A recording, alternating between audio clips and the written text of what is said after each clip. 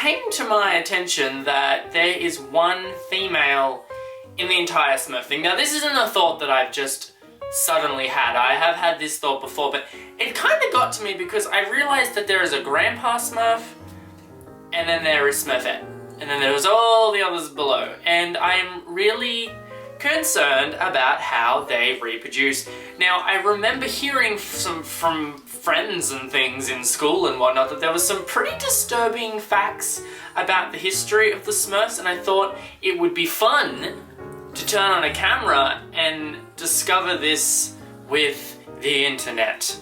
So the first kind of slightly depressing fact is that the Smurfs wear pyrogen caps, which represents freedom in Roman times. Well, I guess that's not depressing, but their hats are hideous. I want to know about how they produce.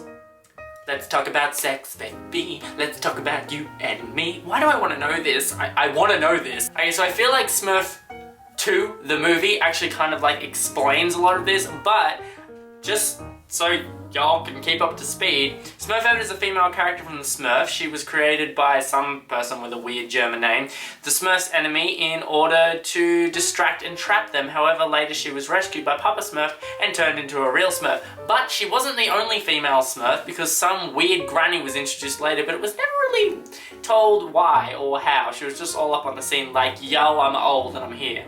So, that was the thing. But, is that all? Like, so there's this story about like this purple Smurf, but it was originally named the Black Smurf. They changed them to the purple Smurfs in the US for obvious reasons. Okay, so basically these purple Smurfs were like zombies. If they bit another Smurf, that Smurf turned into a purple Smurf and jumped around saying, "Nat, isn't dark enough." I want some Brothers Grimm shit up in here.